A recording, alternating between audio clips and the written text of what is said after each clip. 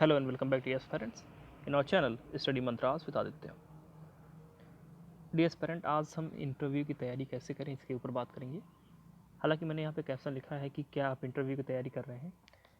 इससे आप यह समझ सकते हैं कि यह एक प्रश्न है आप सभी से। आप इंटरव्यू की तैयारी कर रहे हो या ना कर रहे हो, आपने थर्ड स्टेज के लिए क्वालिफाई कर लिया हो या ना कर लिया हो, या फिर आप अभी बिल्कुल प्राइमरी स्टेज में हैं और आपने प्री भी क्वालिफाई नहीं किया हो। उन सभी एस्पिरेंट्स से बातें आज हम थोड़ी सी करेंगे। आप सभी से मैं एक बात कहना चाहूँगा कि जो ये हमारा थर्ड स्टेज होता है इंटरव्यू का, ये इसकी जो तैयारी होती है, इसकी तैयारी आप कुछ महीनों में नहीं कर सकते हैं। अब इस बात को हम ऐसा क्यों कह रहे हैं, इसके बारे में हम चर्चा करेंगे। जैसा कि आप सभी जानते हैं, इंटरव्यू हमारे एक पर्सनालिटी का टेस्ट होता है। हालांकि इसका तात्पर्य यह नहीं है कि आपके नॉलेज का टेस्ट नहीं होगा, बिल्कुल होगा। आपके नॉलेज का टेस्ट वो होता है, चाहे कोई भी कहे कि नहीं ये सिर्फ पर्सनालिटी का टेस्ट है, आपको नॉलेज गेन करके जाने की ज़रूरत नहीं है, गलत कहता है कोई। ऐसा कुछ नहीं है। आपको नॉलेज अपने सपोर्ट में रखना पड़ेगा, फैक्ट देने के लिए रखना पड़ेगा, अपनी बातों को प्रूव करने के लिए आपको नॉलेज रखना पड़ेगा।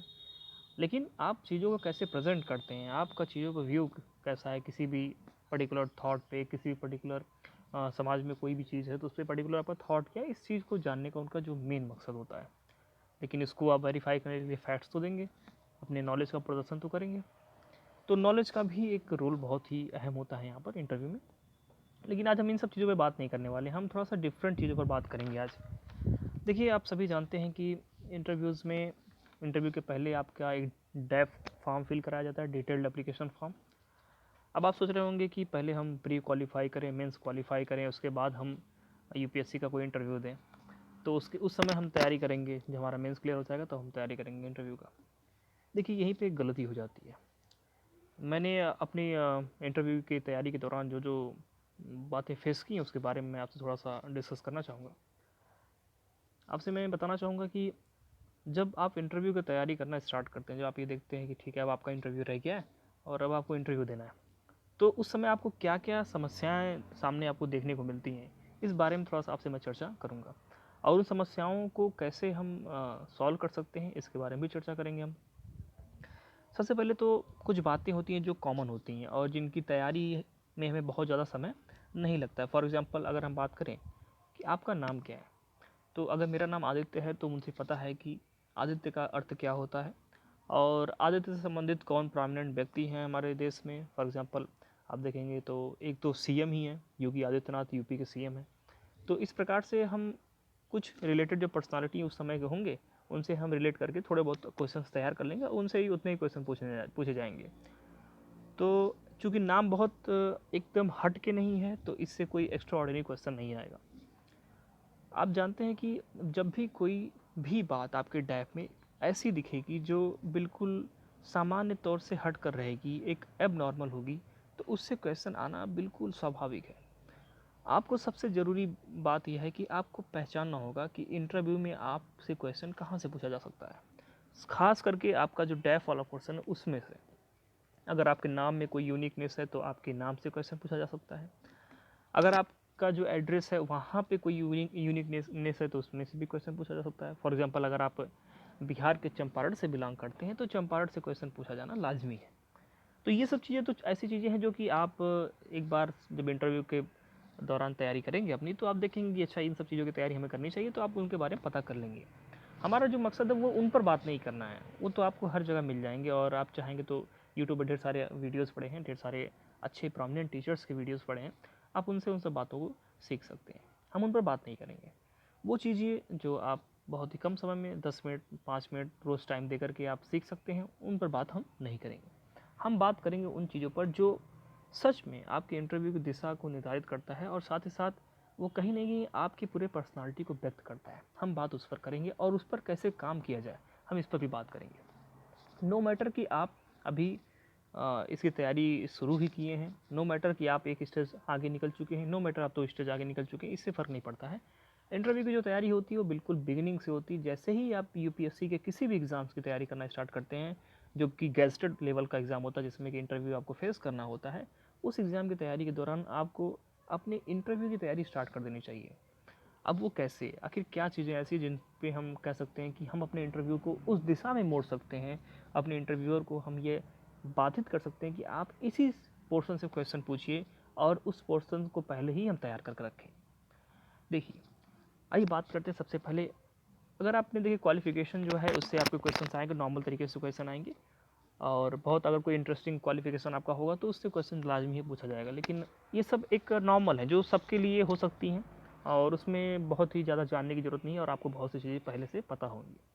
हम बात करते हैं जो लास्ट का जो कॉलम होता है जिसमें जिससे आपके अचीवमेंट्स पूछे जाते हैं, या फिर पूछा जाता है आपने किन चीज़ों में पार्टिसिपेट किया है, या फिर आपकी हॉबीज़ या इंटरेस्ट के बारे में पूछा जाता है।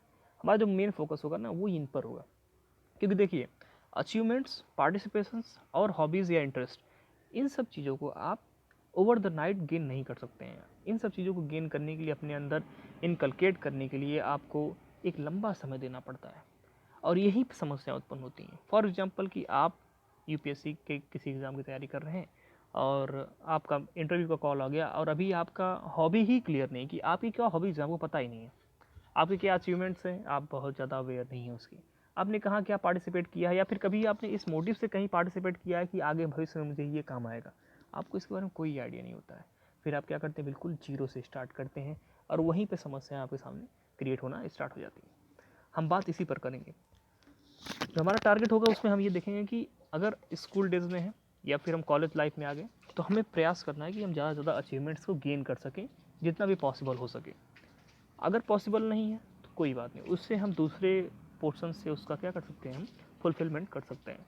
अगर हम किसी अच्छे कार्यों में पार्टिसिपेट करते हैं, चाहे वो कॉलेज स्तर पे हो, स्कूल स्तर पर हो, या फिर वो समाज में किसी स्तर पर हो, समाज में कोई एनजीओ कोई कैंप चला रहा है, या फिर कोई रेस्क्यू मिशन चल रहा है, या फिर किसी भी प्रकार का कोई भी सेटअप अगर है, अगर आप उसमें आप पार्टिसिपेट करते हैं, तो एक तरह से अपने कैरेक्टर को आप क्या करते हैं, रीच करते हैं।